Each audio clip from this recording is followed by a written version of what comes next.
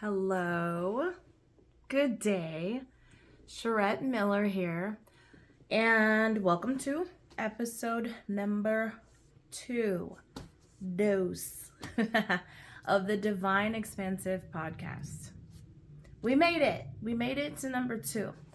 I think that I wasn't sure where this was going to go. I was saying that in the first one. Anybody who might have watched that one. And the fact that I have actually taken the time to make episode number 2 and to keep the ball rolling on things is pretty awesome for me personally. It's a personal journey. What would it be? A win, personal journey victory for me with what's going on here.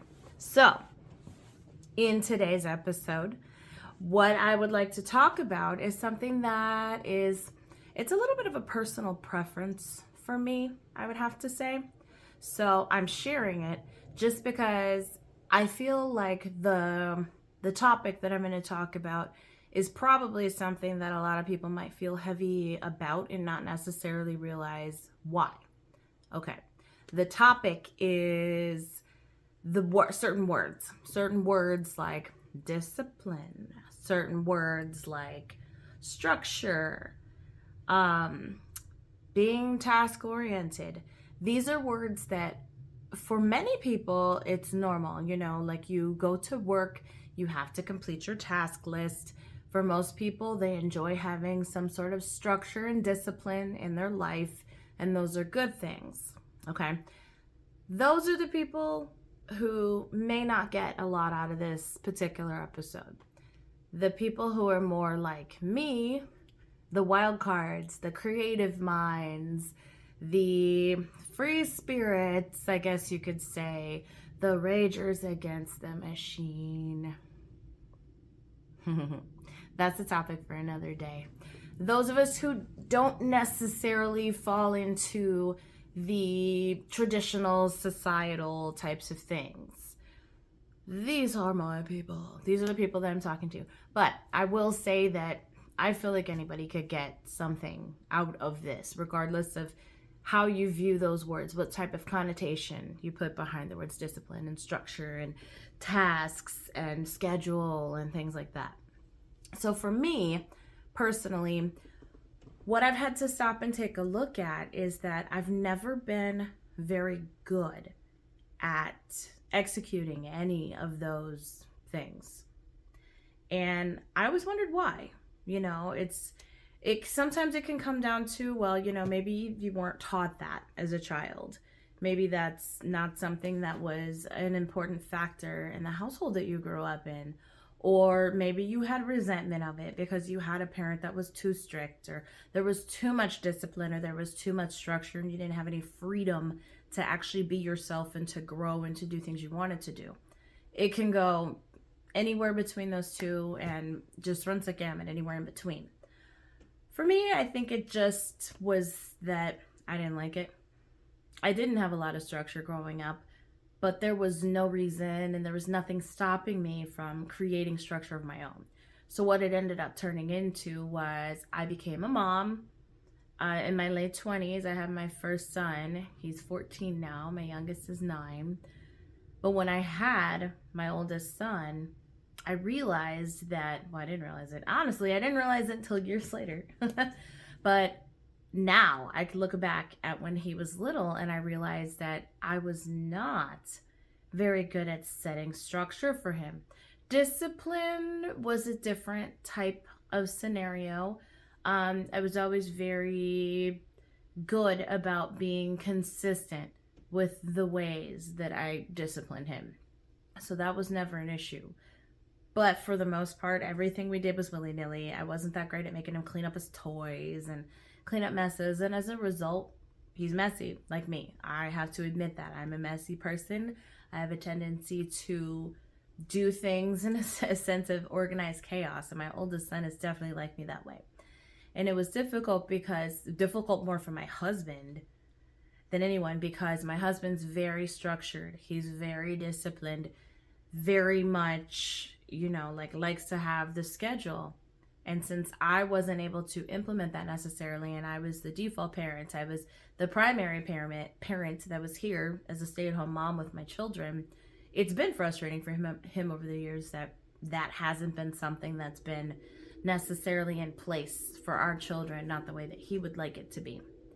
So as time went on and I started to see the repercussions of me not implementing these types of things with my children from the time that they were little, I had to stop and look in the mirror. Because it's so easy as a parent for us to look at our children when they do things that we're not happy about. You know, they don't pick up after themselves. They don't put their dishes in the sink. They leave their socks in every corner of the house. You know, they don't pick up toys. But really, it's more, for me anyway, I don't want to point any fingers or blame anyone for anything with their own children. We all, as parents, do our best for our children. We all do things in different ways. So I will speak solely for myself on this. My children's habits are a direct result of the ways that I implemented things for them from the time that they were small children in their formative years, like little tiny toddlers. You know, when they're 2, you're like, pick up your blocks. I wasn't very good at following through with making them pick up their blocks. I didn't pick up my own shit, dude. Let's be honest. Like, so the example wasn't there either. The good thing about it is that now that they're a little bit older, they're reasonable. I can talk to them. We can have conversations and I can tell them, hey, mommy's not so good at this thing. So let's talk about how you can learn from my mistakes. Let's talk about how I can be better and you can be better and we can help each other to be better in the midst of all of this. So what I came up with for myself personally, I don't necessarily use this with my children yet, is a system of words. Replacements for words that feel heavy for me. This is kind of a simplistic level of neuro-linguistic programming, NLP. So what I did was I took the words that felt heavy for me and I wrote them down. Got myself a little list here so that I don't forget anything. They're all very important. So I'm going to go ahead and read to you the words that felt heavy for me. Then from there, I'm going to go ahead and let you know what words I chose to replace the heavy words with.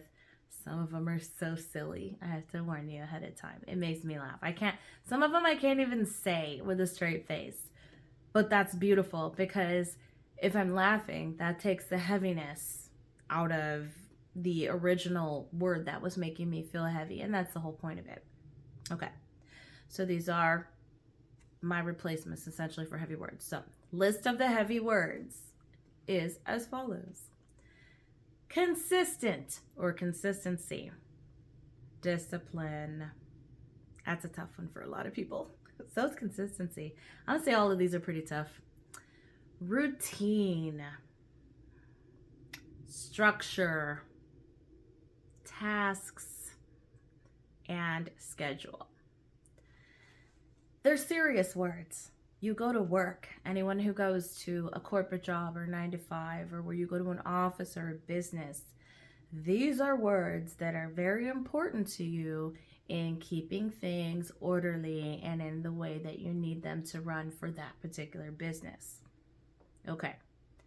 I'm not running a business in this house. You could say that I am, but it's a business of chaos. So my viewpoint on chaos, and you'll probably hear me say this a lot in this podcast because it's something that I very, very deeply believe. But my version of chaos, or my viewpoint of chaos, is that chaos breeds creativity. The important thing to remember there is that there is a difference between certain words that are used in a similar manner interchangeably. Chaos is often used interchangeably with havoc. There's another word. I can't remember exactly what the other word is, but chaos and havoc, people happen to, they tend to use them the same. I should have had a dictionary here so I could actually give you the dictionary definitions of both of those words. But chaos to me is not a negative word. Chaos has to happen. It's like things have to flow in a certain manner. And if you're able to handle the chaos and to reel in the chaos and actually just kind of flow with it and look at it and see what it's bringing to fruition, bringing to light, then you can create things from that chaos. Havoc, however, definitely has more of a negative connotation. And even though I don't know the definition off of the top of my head, I feel that it means more something a little bit heavier. You know, it means for things to be disorderly in a negative manner. When I think of wreaking havoc, I think of, you know, like natural disasters, hurricanes and tornadoes and things like that. Like it blew through the town and wreaked havoc. So that's the difference between those two words for me. So looking at things from a sense of chaos, which is often how things are run in my house. Chaotic, what's that meme? There's a meme, I think it said something like, I run a tight shipwreck. Play on words there.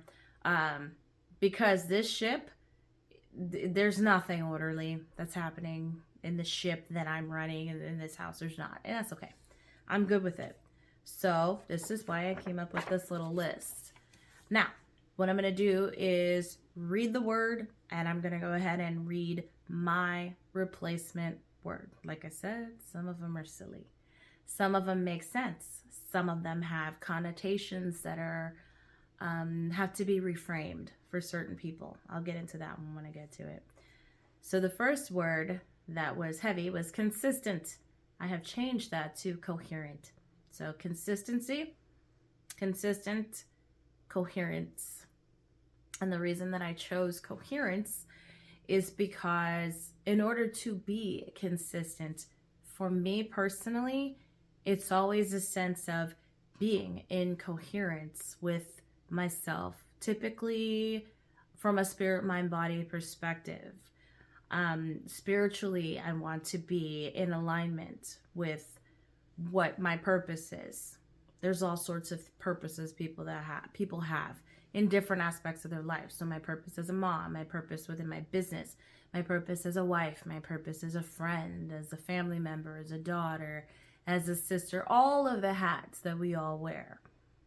There has to be a coherency for me in order for me to feel like I'm meeting my goals and being consistent in those areas. So the mind and the heart have to be in coherence. There's something that you can look up on YouTube. I highly suggest it if you get a chance to, is heart coherence or mind and heart coherence, so that you're on the same page. Because if your mind is screaming one thing at you, you need to do this, you need to do this, you need to do that, and your heart is not in it, it isn't going to work and you're going to feel heavy about it. So that is why coherence is my replacement for consistent. All right, next word, the heavy word was discipline. The word that I've replaced it with is devotion. To be disciplined it's a form of self-love. It really is. So that's where the word devotion came from for me. The connotation for many people, devotion has to do with religion, but it's just a word that happens to be used within organized religion more often than not. But the word devotion itself can be reframed in many ways. So if I'm finding a space of discipline so that I can get done the things I need to get done and find the discipline within myself, that's self-love. That's me being devoted to myself in a manner of self-love. All right, next on my list, the heavy word was routine. This one makes me giggle. Instead of routine, I've replaced it with groove method. I don't go around saying these words. Let me put that out there, because how ridiculous if someone's like, oh yeah, what are you doing today? I'm like, yeah, I'm just, going through my groove method. Like, what? Wait, you're doing what? I am going through my routine. I am. The groove method is so much lighter of a way for me to say it, because in order for me to feel like I am in coherence and staying within the consistency that I need to, I have to flow with the day. There is an ebb and a flow, and you flow with it. You're like water, you go with it, you can't be rigid. So honestly, to me, the word routine feels very rigid, and I need to flow in my day. So I thought groove method was a much better way to look at it. So in my brain, more often than not, if I'm going through a routine, I look at it as a groove method. Next on my list, structure. That's the hard one for a lot of people. So the heavy word is structure. What I have replaced it with is harmonization. Harmonization, obviously, even just to say the word, it feels light. It feels light and airy. Structure is good. Everybody needs structure. But in order for structure to work, and this definitely was a big one with my kids, things needed to be in harmony. If I am in a space of trying to get my kids to do their work for homeschool, let's say for instance, and we have a structure, this needs to be done at this time, this needs to be done at this time, we have this part of the day, then we move to this part of the day, then we move to this part of the day, and that's our structure. If there is not harmony between me and my children, it doesn't work. I am not the type of person that is willing to fight my children. And for me, in a sense, the fighting is a sense for me of bending their will to mine. And while children definitely need guidance, and sometimes the guidance needs to be harsh, for some people, it depends on the child. Not all children need harsh guidance. My children need harsh guidance. We have to run the balance between gentle parenting and wish your motherfucker would parenting. That's just how it operates around here. So if the harmonization is not there, the structure isn't going to work. So with my children, I have to tell them, hey, let's get through this together. You and I, we're in this together. We are a team and we have to make this work. And the three of us have to be in harmony. There has to be a harmonization factor in order for us to get through the structure of the day that we need to. So that's where that one comes from. Next on my list, tasks. Ugh, just saying the word tasks. I'm like, it's a list, it's boring, it's obligations, you have to go through it, boo, boo. Okay, so what I've replaced tasks with is purposeful intention. Why purposeful intention? Because if you do not have a specific intention set behind the task that you need to complete, then you don't want to do them. Then it's heavy. And honestly, they don't end up getting done. And then what happens after that? You feel guilty. You feel like, a lot of us, especially moms, will feel like we failed for the day if we didn't get through our task list. But if you look at it from a sense of purposeful intention, there's an intention that you need to do this thing and there's a purpose behind it.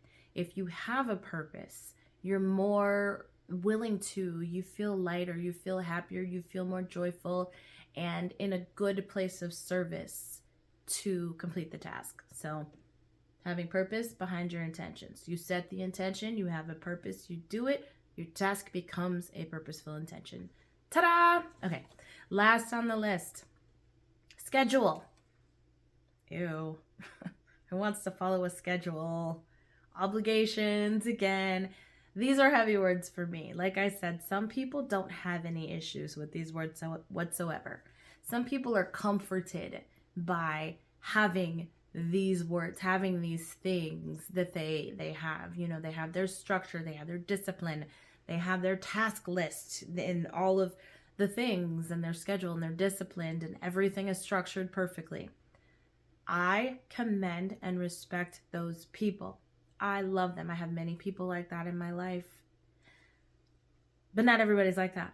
I'm not like that, which is why I'm making this video. And anybody who's drawn to watch this video probably isn't like that either. They're, we're the free spirits, as I was saying in the beginning. So, structure, or not structure, we've already been there. Whew, getting stuck in the past here on some of the heavier stuff. Schedule. What I came up with for schedule is sequence progression. Okay. When you have a schedule, it's usually a list of things that you need to get done within a certain time frame. And the reason that I used sequence is because you do need to do it in a certain order typically. And sequence is a word that just feels lighter for me than schedule. So sequence, progression. Progression meaning that you have to get it done. There is a progression that needs to happen, but it needs to happen in a certain order. Now, let me just be honest. A lot of these words that I chose is a mouthful. So that's the reason why with most of the words, I don't say them. If I know that I have to get something done and it's just the way that it has to happen, I use the words more in my mind. They're more mental, what's the word I'm looking for? Activations? I don't know.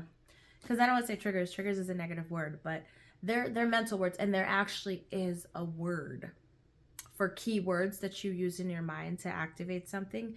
There's some sort of like psychology or spiritual, I don't know where the hell it came from, but there's a word that you can use to activate a certain thing in my mind. For hypnotherapy, it's an anchor. So there'll be anchor words. If I work with someone in a hypnotherapy session, when they're in the trance state, based on whatever we've spoken about and decided for them, there's an anchor word, so that whenever they hear that particular word or something relating to that word comes about, it triggers in their subconscious mind the thing that they're trying to, whatever it was they're looking to overcome with the hypnotherapy. So that's kind of the idea for me, is these are my mental anchor words so that I can get through my day and do all the things that I need to do and feel light about it. So that's what I've got for you for now. Hopefully this was helpful for someone, anyone, it doesn't matter. I'm sharing because I feel like these things have been so helpful for me, and I know I'm not the only one. I know I'm not. So I love you. I truly do. No matter where you are or how you're feeling or what part of your journey you're on, keep going, because you're important and you deserve to thrive. We all deserve to thrive. We're living in interesting times right now, so let's put our focus on that and just one foot in front of the other. If you have any questions for me, go ahead and leave any comments that you would like. Be kind. If your mama here, where am I trying to go with that one? What did mom say to you? What did I ever say this to my kids? Probably. If you don't have anything nice to say, don't say anything at all, because that's what our mamas taught us. That's what I was trying to get back around to. In the messiest way possible. All right. Love you. Talk soon, and I'll see you next time. Subscribe. See, look how bad I suck at this. Go ahead and subscribe. Because if you want to subscribe. Let me be honest. I don't give a shit. I love you, and I'll talk to you soon. See you on the next episode if you'll be around.